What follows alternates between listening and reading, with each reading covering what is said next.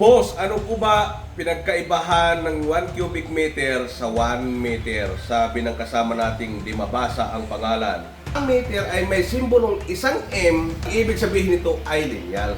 Ginagamit ito sa pagkuha ng mga bisboard, mga kantuan sa palitada, kornesa, at iba pang mga lineal. For example, sa misang ito, kung lalagyan ko ito ng edging, susukatin ko yung apat na perimeter niya at yan po ang magiging lineal meter. Yan din po ang bipiling kong edging. Ang volume naman ho ay sinisimbolo ng M3 or M times M times M. Tatlong M ho yan.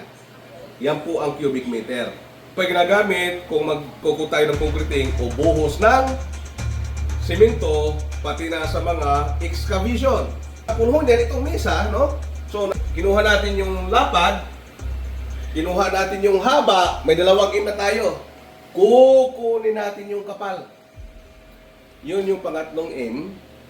At makukuha na natin ang volume. M times M times M is equals to cubic meter. Ako po si Engineer Ronong. Maraming salamat sa panonood. Hanggang sa muli.